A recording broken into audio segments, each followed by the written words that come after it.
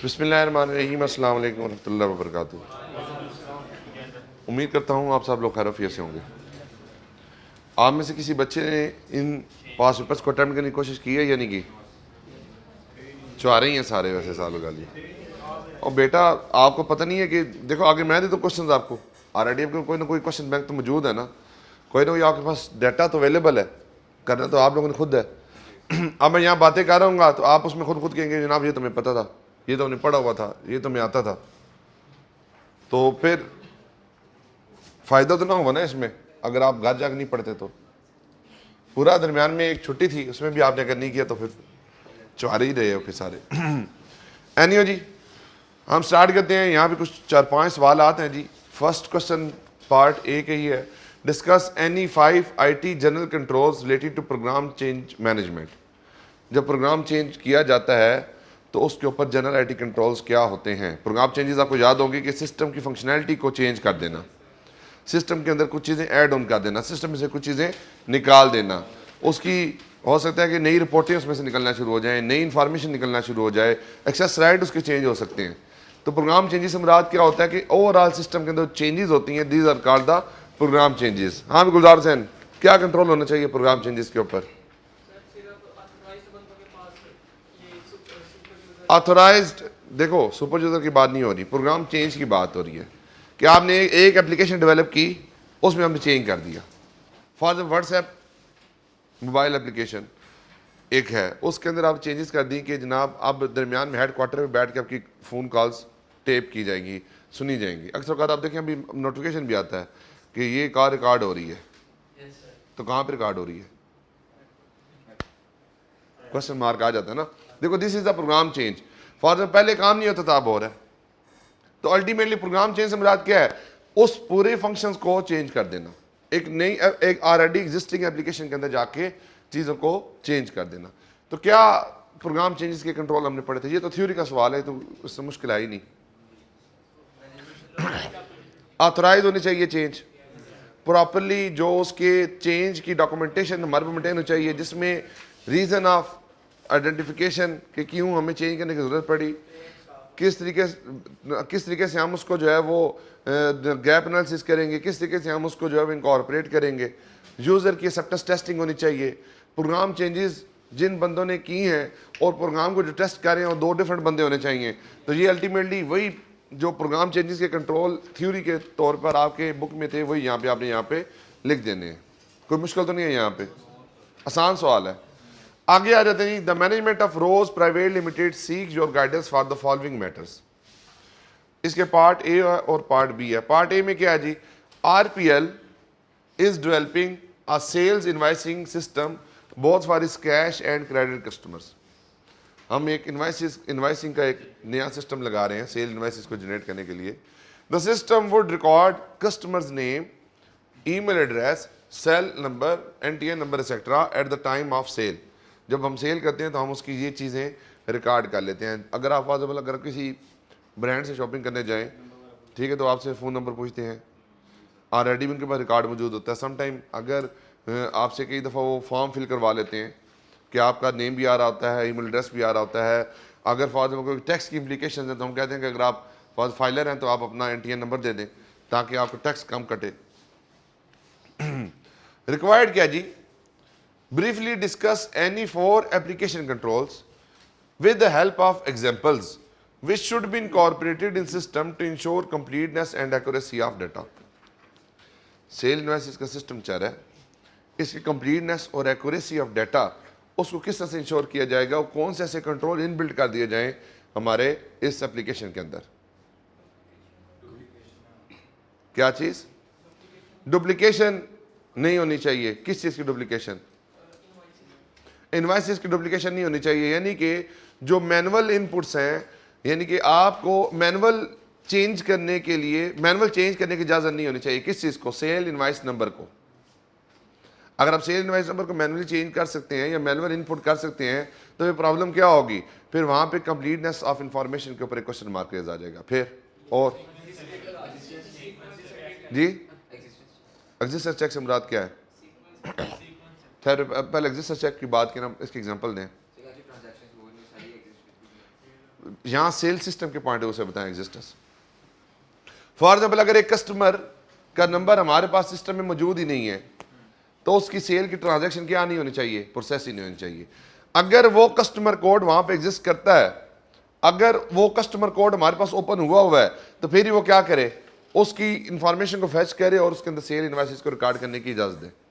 For example Abdullah आ जाए, अब्दुल्ला के जी मुझे सेल करनी है, मुझे परचेज करनी है, तो अब्दुल्ला का अगर सिस्टम में नाम या पता या इसके रिलेटेड इंफॉर्मेशन सेव नहीं है तो ये अब्दुल्ला को सेल नहीं होनी चाहिए। फिर उसके बाद सीक्वेंस किस चीज़ की, सेल इनवॉइसेस के ऑर्डर को चेक करने के लिए हमें सीक्वेंस चेक लगा देना चाहिए, यानी कि प्री डिटरमिनेड सेल इनवॉइस नंबर खुद जनरेट होना चाहिए, उसके अंदर किसी की ह्यूमन इंटरवेंशन नहीं होनी चाहिए। अगर नहीं होगी तो सेल इनवॉइसेस के अंदर सीक्वेंस में प्रॉब्लम नहीं आएगी। अगर हम उसको मैनुअली इनपुट करते हैं या प्रॉब्लम करते हैं तो फिर उसकी सीक्वेंस भी टूट जाएगी, जो उसकी कंप्लीटनेस या एक्यूरेसी के ऊपर जाके क्वेश्चन मार्क रेज करेगी। और लिमिट लगा सकते हैं किस चीज़ के ऊपर, क्रेडिट की लिमिट लगा दे।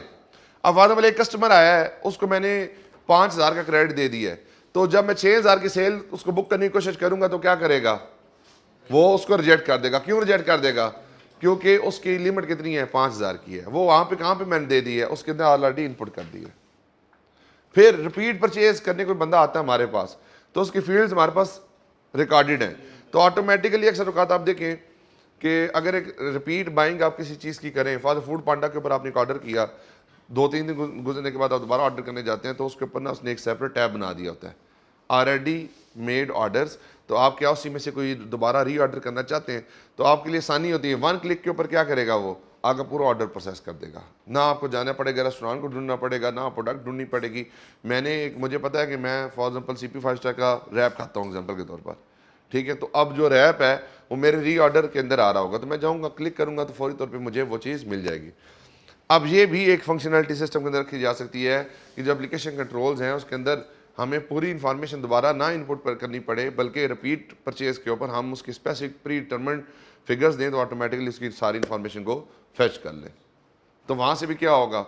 अच्छा, वैसे आपस की बात देखी जाए तो ये एक टाइम सेविंग एक्टिविटी है या एक बिजनेस की ग्रोथ की एक्टिविटी है। IT एप्लीकेशन कंट्रोल के पॉइंट ऑफ व्यू से इसका ज़्यादा कोई लिंक नहीं है। एनीवे, ये आपने एग्जाम्पल्स का खुद बता दी हैं। अब इसके सोल्यूशन में उसे थोड़ा सा डिफरेंट वे के अंदर लेके चला हुआ है, लेकिन जो बातें हमने की हैं बिल्कुल ठीक ही हैं। उसने क्या बात की थी, उसने बात की थी कि briefly discuss any 4 application control with the help of examples which should be incorporated in the system to ensure completeness and accuracy of data. Completeness, data जो हमारे पास वो कंप्लीट है, एक्यूरेसी मतलब वो ठीक है। तो यहाँ पे किसकी बात हो रही है, अभी इनपुट की बात हो रही है।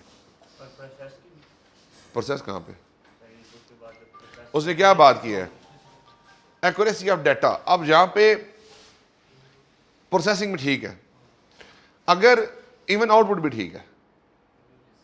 क्यों, क्योंकि डाटा तो तीनों लेवल्स पे है, डाटा इनपुट है, उसी डाटा की प्रोसेसिंग है, उसी डाटा का आउटपुट है। तो यहाँ पे प्योरली उस एप्लीकेशन के कंट्रोल्स की डिस्कशन होनी चाहिए। एनयूएस के सोल्यूशन में क्या लिखा हुआ अभी हम बारे में देखते हैं।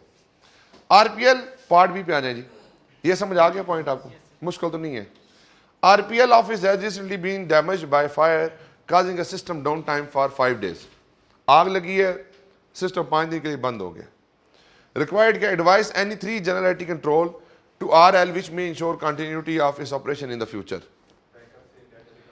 डाटा बैकअप प्रॉपर्ली टाइम पे होना चाहिए ताकि कभी भी प्रॉब्लम आएगी तो हम उसको रिट्रीव कर सकें। क्या चीज़, फायरवॉल का क्या तलक है यहाँ पे। ये फायरवॉल वो नहीं है कि बाहर आग गई तो दीवाना रोक ली, वाली फायरवॉल नहीं है काका, ये फायरवॉल दूजी है। ये तो जी फायरवॉल की गल्ला कर रहे हो, वो एंटीवायरस के तौर पर इस्तेमाल होती हैं। हाँ जी, और जी डिफरेंट हमें डिजास्टर रिकवरी प्लान हमारे पास होने चाहिए कि इन इवेंट ऑफ डिजास्टर हम कहीं पे मूव ऑन कर सकते हैं। फिर जी सॉफ्टवेयर कंपनीज के साथ एग्रीमेंट कर लेने चाहिए हमें। इंश्योरेंस का एग्रीमेंट है या नहीं है वो चेक कर लेंगे कि यहाँ पे इसी केस के अंदर इंश्योरेंस का एग्रीमेंट क्या कंपनी ने किया था या नहीं किया था। वेरी गुड जी, यही है इसका answer. List any 6 example of system logs. System log की एग्जाम्पल मैंने आपको कल भी बताई थी। लॉग अटेम्प्ट करने का लॉग, ब्लैक बॉक्स, CPU की प्रोसेसिंग और फेल्ड लॉग इन अटेम्प्ट्स और 4 थी 6 थी 6 है, 2 रह गई हैं। अमेंडमेंट किए तो उसका रिकॉर्ड मेंटेन हो जाए, उसका लॉग मेंटेन हो जाए। साइबर सिक्योरिटी के रिस्क के पॉइंट से अगर कोई अटैक्स हुए हैं हमारे ऊपर, इंट्रूडर्स ने अटैक करने की कोशिश की है, उसके लॉग मेंटेन हो जाए। 6 एग्जांपल्स हो गई। मुश्किल था? आसान है ना? गुड। क्वेश्चन नंबर 3 पे आ जाएं। Companies having large in house developed software, companies having large in house developed software have a risk that new program might be introduced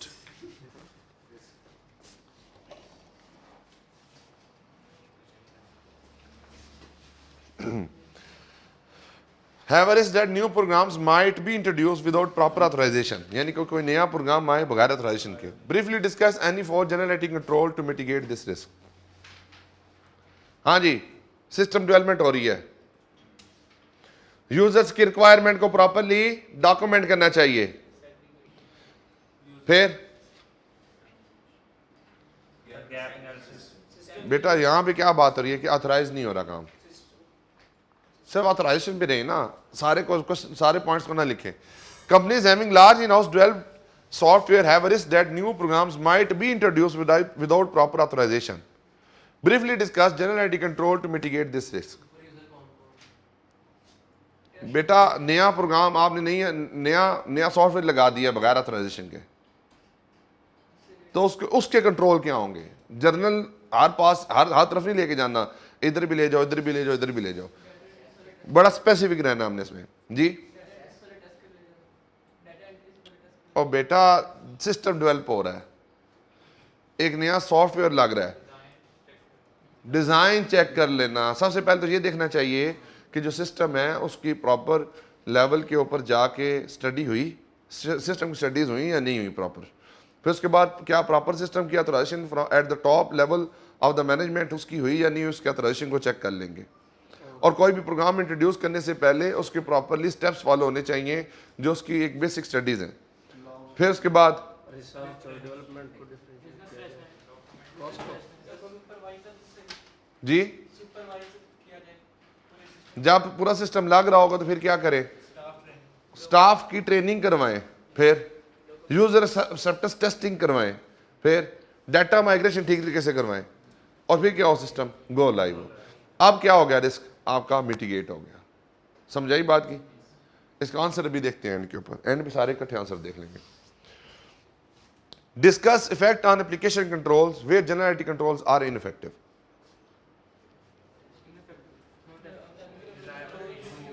जी अगर जनरल आईटी कंट्रोल इनइफेक्टिव है तो आईटी एप्लीकेशन कंट्रोल्स को test नहीं किया जाएगा। क्यों नहीं किया जाएगा? क्योंकि सिस्टम अगर रिलायबल नहीं है तो उसकी एप्लीकेशन भी हमारे लिए रिलायबल नहीं है। Difference between general IT controls and application control, differentiate करना विद एग्जांपल आपने बताना है जी। हाँ जी, GITCs को डिफरेंशिएट करें आईटी एप्लीकेशंस के साथ। IT application control, general IT control system के कंट्रोल्स होते हैं, ओवरऑल लेवल के ऊपर होते हैं। फॉर एग्जाम्पल पासवर्ड है, ये GITC के अंदर आता है। फिर सुपर यूजर के एक्सेस राइट्स हैं, ये GITC के अंदर आता है। न्यू प्रोग्राम की इम्प्लीमेंटेशन कंट्रोल आपके GITC के अंदर आते हैं। प्रोग्राम चेंज के कंट्रोल GITC के अंदर आते हैं। IT application control related to होते हैं different applications at the user end. For example data input के कंट्रोल, डाटा प्रोसेसिंग के कंट्रोल, डाटा आउटपुट के कंट्रोल, जिसमें डाटा वैलिडेशन को चेक किया जाता है, डाटा की अर्थमेटिकल एक्यूरेसी को टेस्ट किया जाता है, डाटा को बैकअप फाइल्स के साथ जाके मैच किया जाता है। Data backup general IT control है या आईटी एप्लीकेशन कंट्रोल है? Disaster recovery plan, access right, sale tax का रेट ठीक तरीके से अप्लाई हो रहा है सेल टैक्स इनवॉइस के ऊपर। आगे चलें जी। डिफरेंशिएट बिटवीन, ये हो गया। The internal auditors of Cyprus private limited has identified some discrepancies in the sale revenue. Sale revenue के अंदर कुछ डिस्क्रिपेंसीज नोट की गई हैं। After investigation it was identified that some unknown changes were made to the master price list which resulted in such discrepancies. तो जो master data हमने maintain किया हुआ उसके अंदर किसी ने चेंज कर दी थी, उसकी वजह से आपकी सेल इन्वॉइसेस के अंदर क्या हो गया है? चेंज आ गया है, सेल की अमाउंट आपकी चेंज हो गई है। suggest any 3 general IT control and 3 application control to prevent occurrence of such error.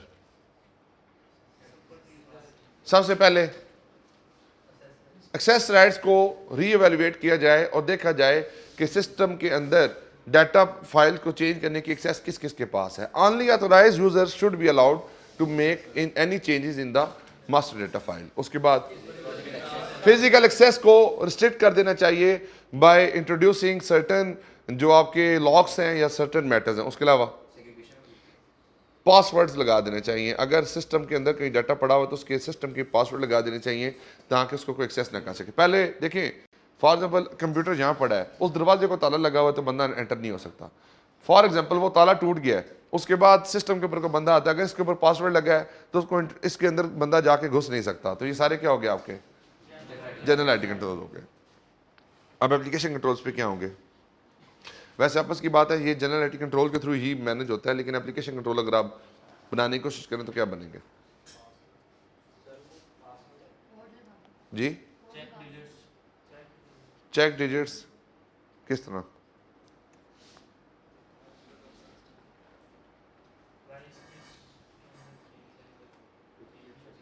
जैसे ही कोई प्रोग्राम चेंज हो तो उस वक्त ही उसके रिगार्डिंग प्रोसेसिंग के अंदर ऑटोमेटिक चेंज आ जाना चाहिए और उसके अंदर हमें फील्ड्स नहीं शो हो जाने चाहिए कि जनाब ये काम चेंज हो गया. अब फॉर एग्जांपल मैंने चेंज कर दिया था, मैंने जाके बैकएंड पे सेल इनवाइस प्राइसेस को अपडेट कर दिया. अब मैं इनवाइस को काट रहा हूँ वहाँ पे, तो मैंने जब कोई इनपुट किया तो साथ ही लिखा आ जाना चाहिए कि भाई इसको थोड़ी देर पहले चेंज किया गया. तो आपके जहन में फौरन तौर पे क्वेश्चन मार्क आएगा कि यार ये तो हमारी ऐसी प्रोडक्ट है जिसकी प्राइस पिछले 10 साल से चेंज नहीं हुई, 1 मिनट में आके किस तरह से चेंज होगी. तो फौरी तौर पे आपने जब प्रोसेसिंग कर रहे थे, जब आप डाटा इनपुट कर रहे थे, वहाँ पे उसका रिस्ट्रिक्शन लग गई. इनपुट के कंट्रोल्स ही होंगे. और अगर प्राइस की रेंज है, फॉर एग्जाम्पल के प्राइस की रेंज लगा दी अगर सिस्टम के अंदर, तो उस प्राइस रेंज से हट कर प्राइस आएगी तो ऑटोमेटिक उसको सिलेक्ट नहीं करेगा. फॉर एग्जाम्पल अगर 1 kg की प्राइस 500 रुपये है तो 5000 कभी भी नहीं हो सकती, होगी तो 500 से 1000 हो जाएगी. तो आप 1 से 1000 के दरमियान में प्राइस की रेंज रखते हैं. अगर आप वहाँ पे 2000 देते हैं, 3000 की प्राइस को इनपुट करते हैं तो वो उसको सिलेक्ट नहीं करेगा. और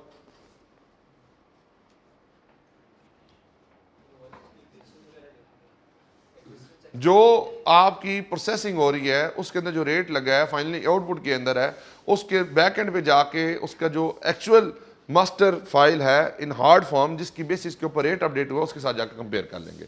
फॉर एग्जाम्पल रेट आपका 10 रुपये का यूज़ हुआ है तो 10 रुपये तो सिस्टम के अंदर आ रहा है. अब सिस्टम के अंदर इंफॉर्मेशन कहाँ से आई होगी? रेट लिस्ट से आई होगी. तो सबसे पहले देखें ना, फॉर एग्जाम्पल मैं GM मार्केटिंग हूँ तो मुझे पता है कि कंपनी के प्रोडक्ट की प्राइस को चेंज करना है. अब अगर मैंने किसी प्राइस को चेंज की है तो चेंज प्रॉपरली किस तरह से इनिशिएट हुई होगी? सबसे पहले फील्ड स्टाफ ने कहा होगा कि आपके XYZ कंपैटर ने प्राइस कम कर दी है, एक और कंपैटर है नया आ गया उसने भी प्राइस कम कर दी है. अब मुझे मार्केट से एक इन्फॉर्मेशन आई, उस इन्फॉर्मेशन को मैंने एवेल्युएट किया, अपनी स्ट्रेटजी के साथ देखा, मैंने कहा ठीक है यार हमारी प्रोडक्ट के अंदर ये 4 फीचर ज़्यादा हैं लेकिन हम फिर भी थोड़ी प्राइस को क्या कर देते हैं कम.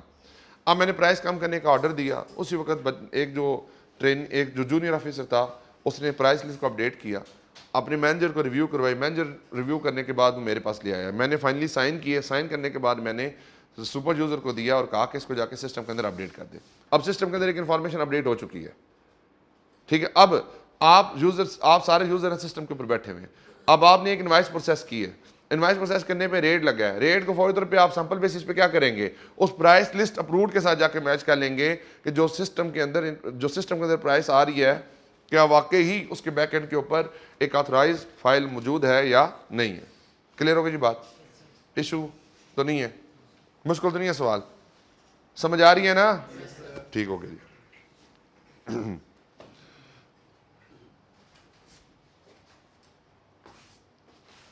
आगे चलें ये जरा.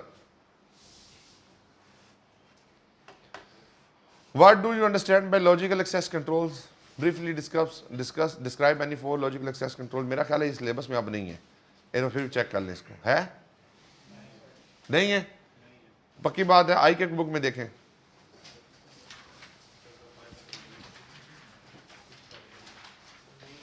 ये लॉजिकल एक्सेस कंट्रोल वाला देख लें ये है या नहीं सिलेबस में. आई के बुक के अंदर बात करूंगा. मेरा ख्याल है ये वाला एरिया नहीं है, तो बस इसको निकाल दें।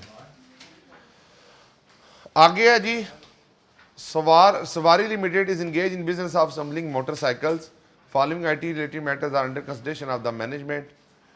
सजेस्ट क्या है जी, suggest any 3 mitigation control against each of the above matter. SL use inventory management system which is connected with the system of all its supplier, यानी कि हम एक सिस्टम यूज़ कर रहे हैं जो हमारे सारे सप्लायर्स के साथ जाके लिंक्ड है। फॉर एग्जांपल कि कंपनी को अगर कोई मटेरियल की रिक्वायरमेंट है तो ऑटोमेटिकली उसकी रिक्वायरमेंट मेरे सप्लायर्स को शो होना शुरू हो जाएगी। ये मैंने आपको उस दिन बताई थी कि जो ई-कॉमर्स अपडेट हुआ है तो उसके अंदर क्या होता है कि जो कंपनी ने एक इंटरनेट होता है और एक इंट्रानेट होता है।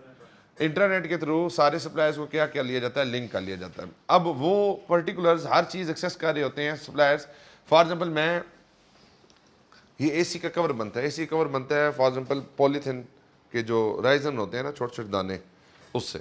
अब मैं पॉलीथिन का क्या हूँ, सप्लायर हूँ। अब मुझे पता चल गया कि कंपनी के पास जो सिस्टम के अंदर जो रिक्वायर्ड लेवल्स हैं वो कम हो गए। फॉर एग्जांपल मैनेजमेंट की पॉलिसी है कि हम 15 डेज़ का स्टॉक रखते हैं। आज के दिन पे मैंने सिस्टम को एक्सेस किया, मुझे पता चला मैनेजमेंट के पास सिर्फ 7 दिन का स्टॉक पड़ा है। अब री ऑर्डर लेवल उसका आ गया है, ये मुझे पता है। मैंने फौरी तौर पे क्या किया, उसको एक कोटेशन भेज दी कि भाई आपके पास री ऑर्डर लेवल कम हुआ पड़ा है, मेरी ये कोटेशन है, मेरे से आप माल इतने पे उठा लें। उस्मान भी उस सिस्टम पे लिंक्ड है, उस्मान ने भी कोटेशन भेज दी। अब्दुल्ला भी सिस्टम पे लिंक्ड है, अब्दुल्ला ने भी कोटेशन भेज दी। नुमान भी लिंक्ड है, नुमान ने भी कोटेशन भेज दी। अब सारी इंफॉर्मेशन सिस्टम के अंदर आ गई है, मेरी भी, अब्दुल्ला की, नुमान की, और तुम्हारा नाम क्या भाई, असद की। अब सिस्टम ने ऑटोमेटिकली इसको प्रोसेस किया।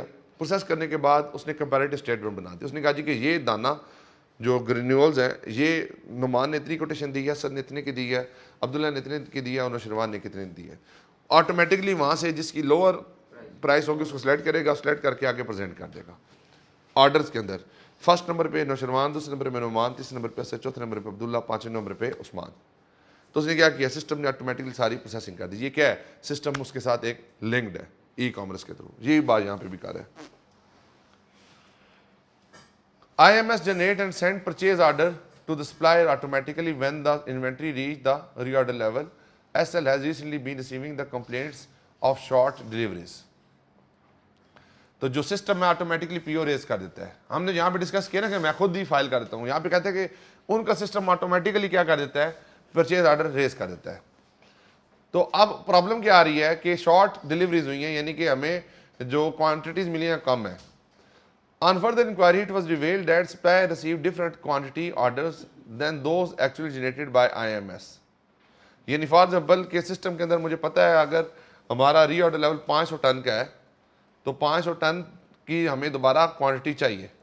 5 टन की क्या चाहिए, हमें क्वांटिटी चाहिए। अब अगर सिस्टम 500 की जगह 400 कर रहा है, 300 कर रहा है, तो वो तो क्वांटिटी पूरी नहीं कर रहा उसके अंदर। ठीक है जी। तो ये सिस्टम के अंदर एक प्रॉब्लम आई है कि जो सिस्टम के अंदर इंफॉर्मेशन है वो एक्चुअली जब फाइल होती है तो उसके साथ मैच नहीं करती चीज़ें। तो आगे क्या कहता है जी, initial investigation revealed that data was change during transmission to the supplier. जो डाटा ट्रांसमिट हुआ सप्लायर को, उसके दौरान डाटा क्या हो गया, चेंज हो गया। अब इस चीज को मिटिगेट करने के लिए कंट्रोल क्या होंगे?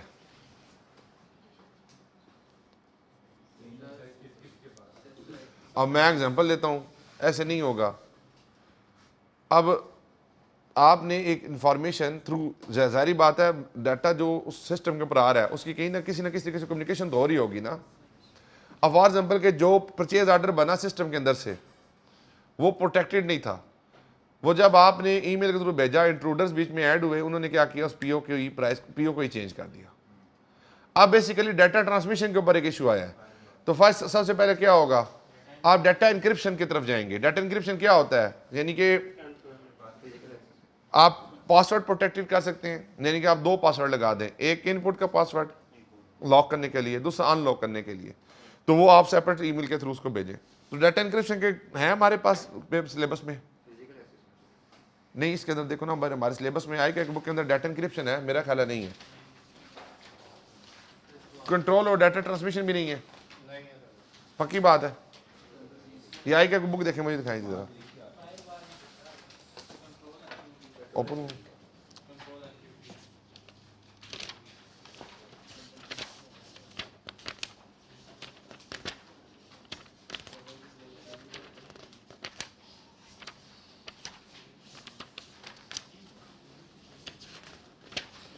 नहीं है जी, नहीं है, तो ये बेशक आप छोड़ दे, कोई मसला नहीं है। एनी हो, अगर पेपर में सवाल आ जाए तो आप इसको आसानी से अटेम्प्ट कर सकते हैं। ये नॉर्मल आपकी डे टू डे लाइफ के मुताबिक ये कोई मुश्किल नहीं है। SLIT data room maintain at its head office cot fire.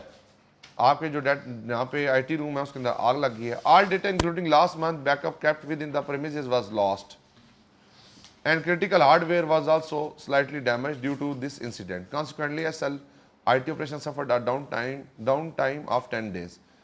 इसको कंट्रोल करने के लिए क्या कंट्रोल्स आप लगाएंगे? क्या चीज? डिजास्टर रिकवरी प्लान है या नहीं है? डाटा बैकअप ऑन साइट ही नहीं होना चाहिए बल्कि ऑफ साइट होना चाहिए या क्लाउड के ऊपर होना चाहिए।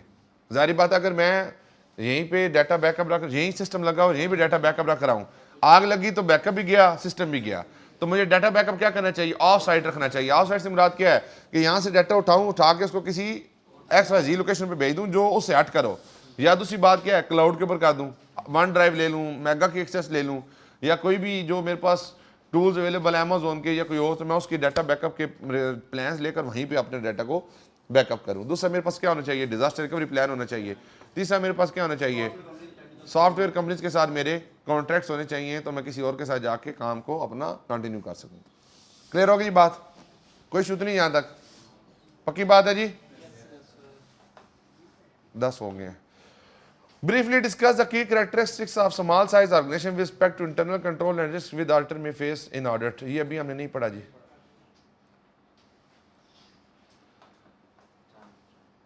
Chan Travel is a tour operator which provide airline ticket booking, hotel reservation and customized tour package. CT has recently implemented software for maintaining its financial record. What do you understand by logical access control? Kata. Describe 4 control which CT may apply to reduce the possibility of disruption of operation. बिल्कुल ये पढ़ा हुआ जनाब, ये वही disaster recovery plan, data backup, of site company के साथ आपके कॉन्ट्रैक्ट्स, ठीक है जी। तो ये तो पार्ट भी तो क्लियर है डिजास्टर के साथ जी। लॉग्स कहाँ पे? बी के अंदर, बी के अंदर बेटा डिजास्टर रिकवरी प्लान है ना, क्या आपका सिस्टम कंटिन्यूटी के साथ काम करता रहे। क्वेश्चन नंबर 8 है, briefly describe what is system log file and give any 4 type of information that may be generated by a system log. तो वही जो आपने सिस्टम लॉग की बातें की थी ये सारी वही हैं। Differentiate between general IT controls and IT application controls. अभी ऊपर सबसे ऊपर भी हम डिस्कस कर लिए सेम इस चीज़ को। ये क्वेश्चन नंबर 9 हमारे सिलेबस में नहीं है क्योंकि डाटा ट्रांसमिशन के जो पॉइंट्स हैं ना वो ख़त्म कर दिए उसने सिलेबस में से। तो ये देखें जी, वही जो these are the program change का पहला सवाल था कि अनऑथराइज्ड नो, तो कहते test are carried out on program changes before they are introduce. All new version of program must be authorized. All changes to the existing program should be formally approved by the system user. There should be segregation and duty between the designer and tester of the system. There should be full documentation of the program changes. तो ये programme change के controls जो ऊपर question में थे उसके बारे में उसका आंसर है जी। फिर आगे जो सेल सिस्टम वाला सवाल था, सेल सिस्टम मेरा ख्याल है ये वही है, सेल सिस्टम वाला सवाल था। सेल सिस्टम के सवाल के अंदर जो है वो कौन से कंट्रोल्स वहाँ पे होने चाहिए। तो data input should be kept at minimum. For example data of repeat customer should be auto retrieved on entering their phone number. तो इसके साथ कंप्लीटनेस और एक्यूरेसी किस तरह से इंश्योर होगी ये मैं इससे कासर हूँ समझने के लिए, ठीक है जी। ये मेरा नहीं ख्याल कि कंप्लीटनेस और एक्यूरेसी को टेस्ट करता है, क्योंकि सवाल बड़ा यहाँ प्रॉब्लम क्या आती है, जो बेसिकली आपके क्वेश्चंस को डिज़ाइन कर रहे होते हैं ना, सम टाइम अगर वो लोग थोड़े बहुते प्रैक्टिकल एक्सपीरियंस वाले हो लोग, तो शायद ये प्रॉब्लम इस तरह की चीज़ों के अंदर ना आए। क्वेश्चन की रिक्वायरमेंट कुछ और होती है, आंसर में उसके बारे में कुछ और लिखा होता है। अब फॉर एग्जाम्पल कोई बच्चा मुझे बता दे कि अगर फॉर एग्जाम्पल मैं रीऑर्डर करता हूँ किसी चीज़ से, तो डाटा की कंप्लीटनेस किस तरह से इंश्योर होगी, या डाटा की एक्यूरेसी किस तरह से इंश्योर होगी। ये तो एक सिस्टम का बिजनेस प्रोसेस है जो स्ट्रीमलाइन हो गया। हो सकता है कि मुझे बिजनेस में ग्रोथ अच्छी मिल जाए, मेरा कस्टमर जो है वो उसको टाइम नहीं लग रहा ऑर्डर करने के अंदर, वो रिपीट परचेज करने में प्रॉब्लम नहीं हो रही, तो मेरी सेल्स की ग्रोथ हो सकती है। ये मेरी एक स्ट्रेटजी के पॉइंट ऑफ व्यू से मेरा एक कंपेटिटिव एडवांटेज है। लेकिन ये डाटा की जो कंप्लीटनेस है वो किस तरह से इंश्योर करेगा, मुझे नहीं समझ आती। ये डाटा की एक्यूरेसी किस तरह से इंश्योर करेगा, ये भी नहीं समझ आती। Data should not exceed a predetermined amount. For example, if the sale amount exceeds the allowed credit limit the data would be rejected for further verification. Accuracy बिल्कुल टेस्ट होती है जिससे। A field should always contain data and not zeros or blanks. For example, the record should not be saved unless data is entered in the field like phone number, email, address, etc. बिल्कुल ठीक है जी, ये भी समझ आती है। Programmed checking of the data validity in accordance with the predetermined criteria format. For example, the system will not process record if non-numeric characters is entered in amount field, or the system will pop up an alert if less than 13 number are entered in the CNSE field. अब for example के अगर आपने order की amount लिखनी है 1000 रुपये का, 1000 A B जब लिखेंगे तो क्या हो जाएगा, नॉन न्यूमेरिक करेक्टर आ गया। नॉन न्यूमेरिक करेक्टर आएगा तो उसको क्या करेगा, एक्सेप्ट नहीं करेगा। मैंने कल करके भी दिखाया था आपको ये चीज़। फिर उसके बाद अगर यूज़र ऑलरेडी एग्जिस्ट करता है तो उसका डुप्लीकेट नहीं होना चाहिए। तो ये हमने डिस्कस किया था, ये आप लोगों ने पता नहीं ममनून ने बताया था ये बात। मामून बात समझ आई जी आपको। इसी तरह से जो बाकी CNSE है उसमें नंबर होते हैं, 13 डिजिट का CNSE होता है। अगर आप 11 डिजिट देंगे, 10 डिजिट देंगे तो उसको एक्सेप्ट नहीं करेगा। यानी जो आपने अपने तौर पे बताए थे बिल्कुल ठीक बातें थी, गलत नहीं है। ये उसने थोड़ा जेनेरिकली कर लें, थोड़ा सा स्पेसिफिक कर लें। जेनेरिक ही कह सकते हैं, आप स्पेसिफिक नहीं है। आपने जो बातें की थी स्पेसिफिक थी। कोई बात नहीं बेटा, आपने चीज़ को लिखना है। These are the suggested answers. ये ज़रूरी नहीं है कि ये वहाँ पे चेक होते हो। These are suggested answer. आपने लॉजिकली बात ठीक की है तो बिल्कुल ठीक है। इसमें तो 1000 जगह कोई डिफरेंस ओपिनियन होता है। लेकिन मैंने आपको क्या बात की है कि खास डिफरेंस नहीं होता, सवाए आइज़ा 560 के हमने सोल्यूशन के अंदर कोई एरर अभी तक नहीं देखे। आइज़ा 560 के अंदर मैंने रिकन्फर्म कर लिया है वो जो हमने सब्सिक्वेंट इवेंट वाली बात मैंने आपसे की थी, वो जो मैंने आपको क्लास में स्टैंडिंग दी आपने वही ज़हन में रखनी है। लेकिन उसको मैं अटैम्प्ट किस तरह से करना है वो मैं थोड़ा सा आपको बता दूंगा कि पेपर में अजम्पशन क्या लेनी है। अजम्पशन मैं बता के फिर आपको उसके सोल्यूशन के बारे में बात करूंगा। अभी अलबत्ता वो छोड़ दें उसको। कौन सा सवाल था जी 1B वाला?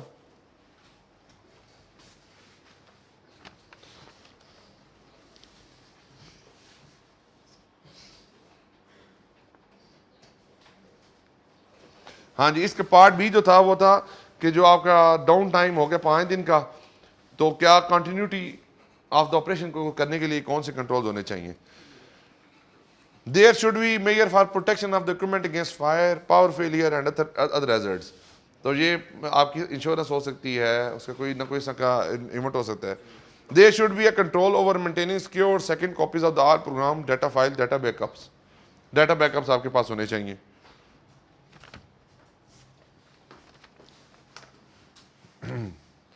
उसके बाद क्या कहते थे, computer should have the company should have a disaster recovery plan. Company के पास क्या होना चाहिए, डिजास्टर रिकवरी प्लान होना चाहिए, such as agreement with another entity to make use of its computer centre in the event of disaster such as fire or flood. तो बेटा ये इस तरह से मतलब डाटा बैकअप या बिजनेस कंटिन्यूटी के जो कंट्रोल्स हैं वो हमने यहाँ पे डिस्कस कर लिए। क्वेश्चन नंबर 2 था सिस्टम लॉक के एग्जाम्पल दें। तो किस यूजर ने लॉगिन किया है, when and where from, failed login attempts भी एग्जांपल के तौर पर आता है। Who access the and amend the data files, changes made to the program, what, when and by whom, when employee entered and left the building. जारी बात है वो जो आपके बेसिकली अटेंडेंस रिकॉर्ड्स होते हैं, ब्लैक बॉक्स फ्लाइट रिकॉर्ड्स, और इसके अलावा जो बाकी बच्चों ने बातें की, सुपर यूजर ने कब कब एक्सेस किया, कब कब चेंज की, तो जो आपने एग्जांपल्स दी थी वो भी ठीक थी। तो बाकी बेटा इसके सोल्यूशन देख लीजिएगा, ना समझ आए तो आप मेरे से डिस्कस कर लीजिएगा। Any question? क्या चीज़? एक दफ़ा जो इस चैप्टर की कंप्लीटनेस को इंश्योर कर लेते हैं, कौन सी ऐसी चीज़ें जो आपने खुद करनी है, कौन सी ऐसी चीज़ें जो हमने ऑलरेडी कर ली हैं, हम जरा उसको मार्क कर लेते हैं जी।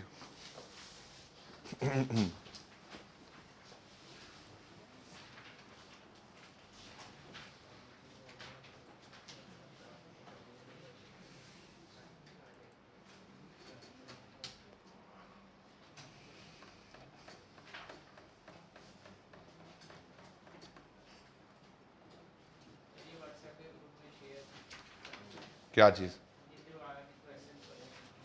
जी कराते हैं। अच्छा जी, इसमें लर्निंग आउटकम नंबर 2 है या बल्कि पहले 1 से चलते हैं।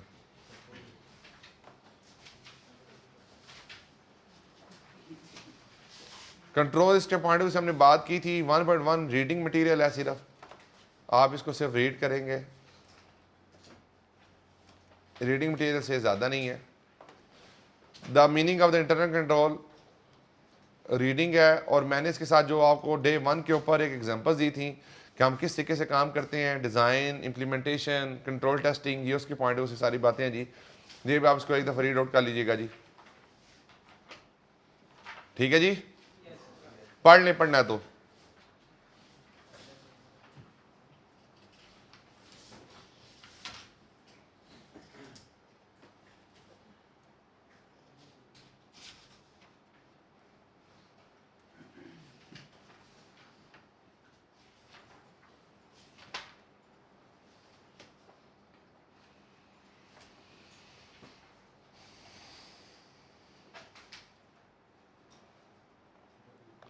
1/2 रीडिंग मटेरियल है सिर्फ। आर से मुराद है रीड करना, बस रीड करके आगे जाएं। How auditor use internal control, again reading material है। अभी तक क्वेश्चन आपने किए, कहीं भी नजर आया आपको कि how auditor use internal control in the audit? बड़ा एक स्पेसिफिक क्वेश्चन होता है, तो ये बेसिक अंडरस्टैंडिंग के लिए है, यानी कि आपने क्रैव नहीं करना इन चीज़ों को। 1.3 रीडिंग है जी।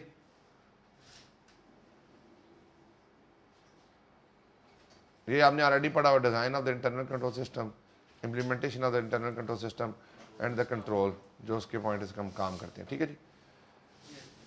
टेस्ट ऑफ कंट्रोल की अप्रोच ने बता दी है, ये हम बहुत ज़्यादा डिटेल में देख चुके हैं इसको। प्लानिंग रिस्क असेसमेंट करते हैं तो आपका, मैंने 4-5 स्टेप्स में ये काम किया, तो उसने छोटी सी डायग्राम में ये काम किया हुआ। तो कहता है जी अगर आपके कंट्रोल इंटरनल कंट्रोल वीक हैं तो सब्सटेंटिव टेस्टिंग आप करेंगे। अगर आपका इंटरनल कंट्रोल स्ट्रांग है, टेस्ट ऑफ कंट्रोल करें, सब्सटेंटिव टेस्टिंग को रिड्यूस कर दें। ये बस उसने सिंपल ये बात की है कि कंट्रोल्स अगर इफेक्टिव हैं तो सब्सटेंटिव टेस्टिंग रिड्यूस्ड है, अगर कंट्रोल टेस्टिंग इनफेक्टिव है तो सब्सटेंटिव टेस्टिंग को एनहांस कर देते हैं। लेकिन मैंने आपको डिज़ाइन से लेकर स्टेप 1 से लेकर स्टेप 3 तक तीनों स्टेजेस के ऊपर करके दिखाया कि अगर डिज़ाइन है तो कंट्रोल ही ठीक नहीं है। सबसे पहले हमने क्या डिस्कस किया था, कंट्रोल रिस्क क्या होता है और कंट्रोल रिस्क कब हाई होता है। फिर हमने कहा था कंट्रोल टेस्टिंग कितने स्टेप्स में होती है, 3 स्टेप्स में होती है। पहले नंबर पे क्या चेक करते हैं, डिज़ाइन। दूसरे नंबर में क्या चेक करते हैं, इम्प्लीमेंटेशन। तीसरे नंबर पे क्या चेक करते हैं, टेस्ट ऑफ कंट्रोल। अगर डिज़ाइन इफेक्टिव नहीं है तो आगे क्या जाना चाहिए, नहीं जाना चाहिए। डिज़ाइन इफेक्टिव ना होने का मतलब क्या है, उसके अंदर प्रिवेंटिव कंट्रोल्स नहीं है, उस प्रोसेस के अंदर डिडक्टिव कंट्रोल्स नहीं है, उस प्रोसेस के अंदर करेक्टिव कंट्रोल्स नहीं है। बेटा ये चीज़ें समझ आनी चाहिए ना, अंडरस्टैंडिंग के लिए जो चीज़ें मैंने आपको बताई हैं वो ज़्यादा ज़रूरी हैं। यहाँ पर उस तरीके से चीज़ें मेंटेन या आप प्रेजेंटेड नहीं है। अगर आप प्रैक्टिकल अप्रोच भूल जाएंगे तो पेपर में बैठ के समझ कुछ नहीं आएगा। आगे चलें, ये एलिमेंट ऑफ इंटरनल कंट्रोल है, ये हम डिस्कस करेंगे। ये अभी आप इसको पेंडिंग कर दें, कल की क्लास में या इंशाल्लाह हम इसको डिस्कस कर लेंगे। बेसिकली कल जब क्लास शुरू करेंगे ना तो मैं आपको कंट्रोल्स के बारे में एक ब्रीफ अंडरस्टैंडिंग सेकंड एस्पेक्ट के मुताबिक दूंगा। जो बातें हमने ऑलरेडी की हैं उसी में से चीज़ें निकलेंगी। ब्रीफ अंडरस्टैंडिंग अभी ले लेते हैं। फॉर एग्जांपल, मैं सुबह 9 बजे नहीं आता, मैं ऑफिस में जाता हूँ 12 बजे, तो मेरे जो नीचे स्टाफ है वो कब आएगा, 12 बजे ही आएगा। या जब मैं आने वाला हूँ उनको पता होगा कि नौशवान इस टाइम पे आता है, उससे 5-10 मिनट पहले सारे ऑफिस में पहुंच जाएंगे। अगर फॉर एग्जांपल एक एम्प्लॉय को गलत काम करता है, उसको सजा नहीं मिलती, तो बाकी एम्प्लॉय क्या सोचेंगे, सारे करेंगे। अगर एक बच्चा क्लास में कोई गलत हरकत करे, उसको क्लास से बाहर ना निकाला जाए, तो सारे बच्चे क्या करेंगे, बात समझ आई? तो कंट्रोल इन्वायरमेंट पहले नंबर पे क्या है। जब भी किसी कंट्रोल को एवेलुएट करना होता है तो कंट्रोल्स के एलिमेंट्स को देखा जाता है कि जो इंटरनल कंट्रोल है उसके एलिमेंट्स क्या हैं।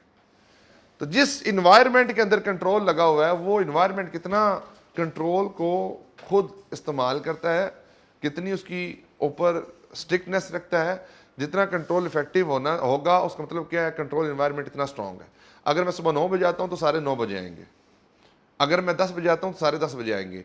तो टोन एट द टॉप जो होती है वो सेट करती है कि नीचे जो आपके लोग हैं वो किस तरह से कंट्रोल को फॉलो करेंगे। कंट्रोल हमेशा कंटिन्यूटी ऑफ ऑपरेशंस को बेहतर करने के लिए, ऑपरेशन साइकिल को बेहतर तरीके से परफॉर्म करने के लिए लगाए जाते हैं। क्योंकि जो बिजनेस के अंदर डायरेक्टली इन्वॉल्वमेंट नहीं लोग कर सकते, वो क्या करते हैं, कंट्रोल्स को अच्छे तरीके से इंप्लीमेंट कर देते हैं। अब अगर कंट्रोल मैं खुद ही फॉलो नहीं कर रहा तो फिर कोई भी फॉलो नहीं करेगा। तो टोन एट द टॉप जो होती है वो बड़ी मैटर करती है कि कंट्रोल्स जो लगा रहे हैं क्या वो उसको फॉलो खुद भी करते हैं या नहीं करते। This called the control environment. ये बात समझ आई। दूसरे नंबर पे है एंटिटी रिस्क असेसमेंट का प्रोसेस। एक एंटिटी को कंट्रोल लगाने की जरूरत क्यों पड़ती है? कुछ इश्यूज होते हैं, कुछ प्रॉब्लम्स होती हैं, तब हमें कंट्रोल लगाने की जरूरत पड़ती है। एग्जांपल लेते हैं।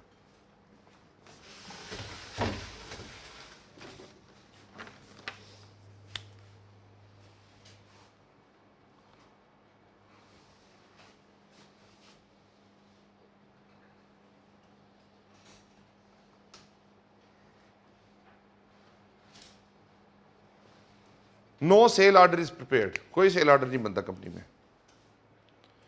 इसके ऊपर व्हाट कुड गो रॉन्ग क्या हो सकते हैं, यानी कि अगर ये सेल ऑर्डर ना बने तो क्या प्रॉब्लम हो सकती है?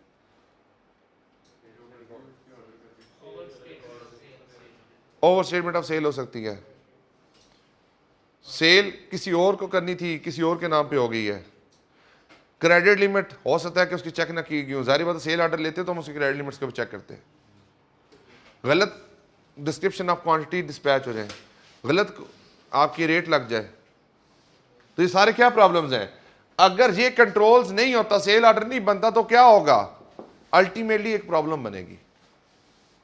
फॉर एग्जांपल आप लोगों को स्टूडेंट कार्ड इशू ना किए जाएं कॉलेज की तरफ से, तो क्या प्रॉब्लम होगी?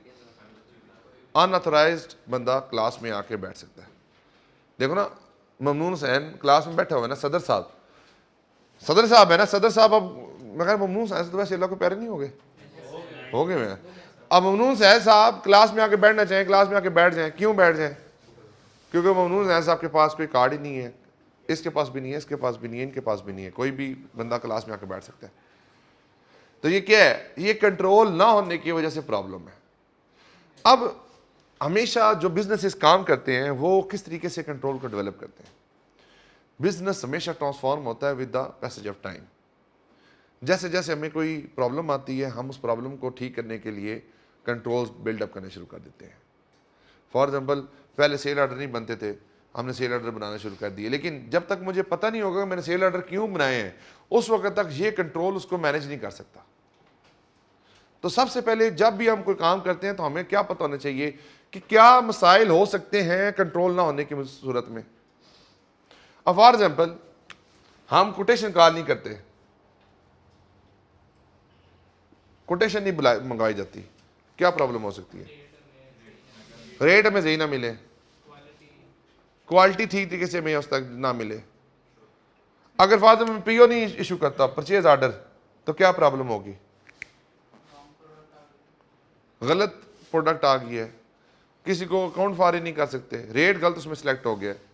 जरा परचेज भी देखें, आपका परचेज ऑर्डर तो अगले का सेल ऑर्डर है, तो सेल ऑर्डर बना तो इसका मतलब क्या है? परचेज ऑर्डर भी बना।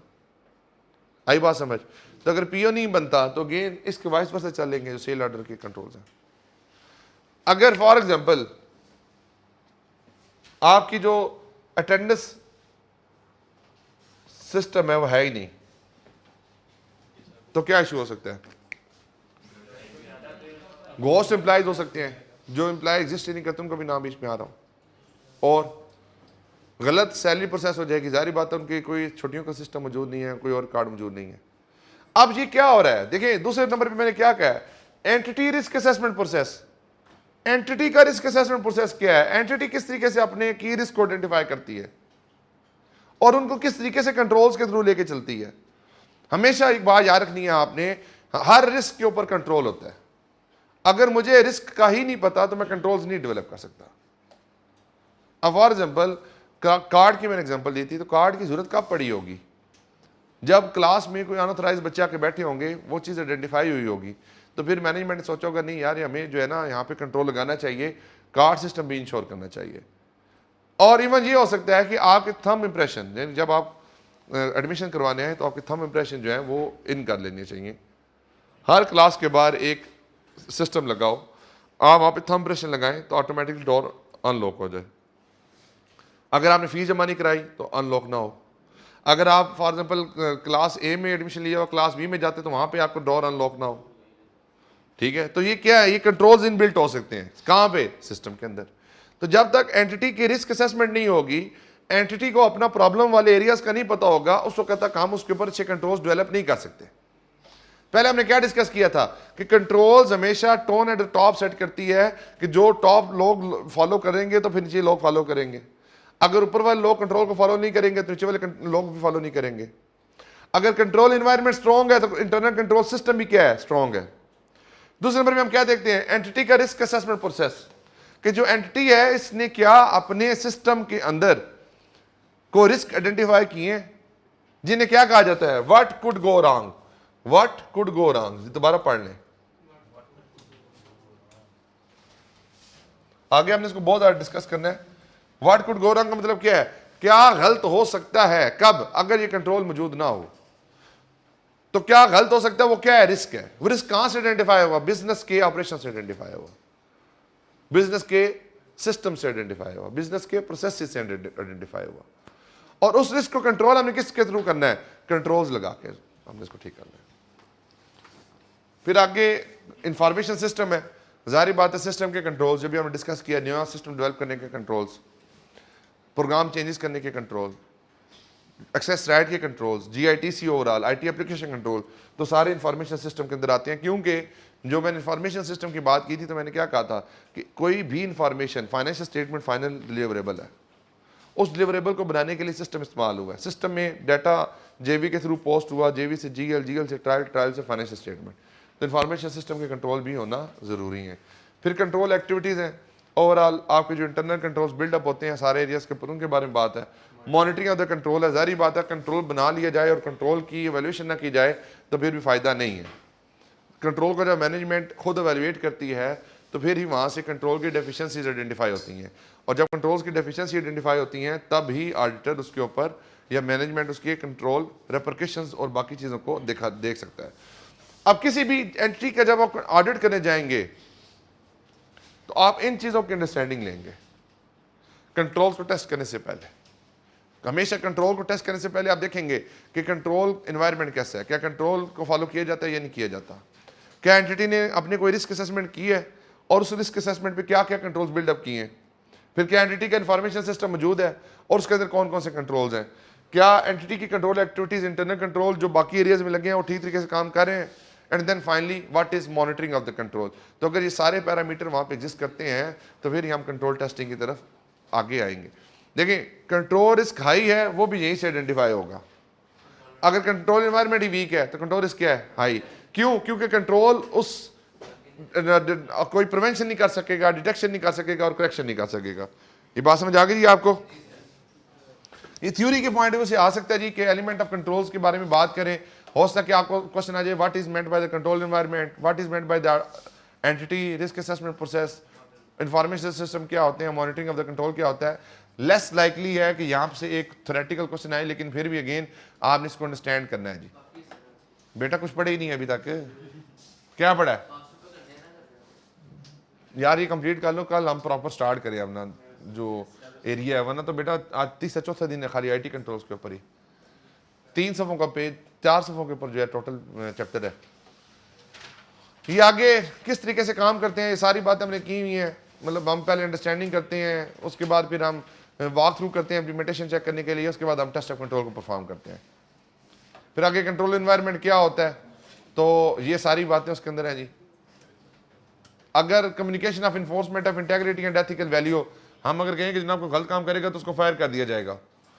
कमिटमेंट टू द कॉम्पिटेंसीज, अगर मैंने एक FA पास को IFRS 9 की वर्किंग पे लगा दी है तो कॉम्पिटेंट टू परफॉर्म ही नहीं है। अगर एक बंदा कॉम्पिटेंट टू परफॉर्म ही नहीं तो कंट्रोल वहाँ पे क्या कर लेगा, कंट्रोल तो वहाँ पे कुछ नहीं कर सकता।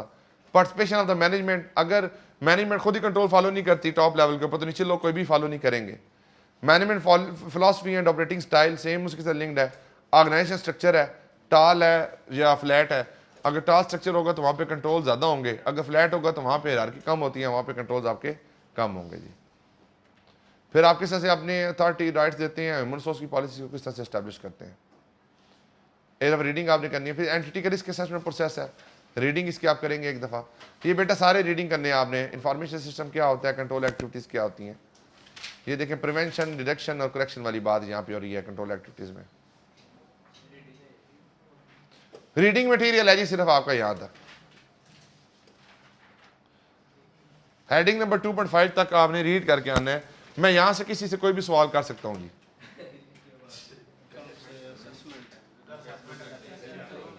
अच्छा चलो इसकी रीडिंग कर लीजिएगा, सिर्फ रीडिंग कर लीजिएगा। कोई मसला हुआ तो मुझसे डिस्कस कर लीजिएगा, ठीक है? मैं सुनूंगा नहीं। रीडिंग आपने करनी है, रीडिंग में कोई प्रॉब्लम होगी तो आपने डिस्कस करना है। अगर क्वेश्चन नहीं आएंगे तो मैं अज्यूम करूंगा कि आपने नहीं पढ़ा, अगर क्वेश्चन आएंगे तो फिर मैं क्या अज्यूम करूंगा कि आपने पढ़ा है। ठीक है जी, क्लियर हो गया जी? Any questions?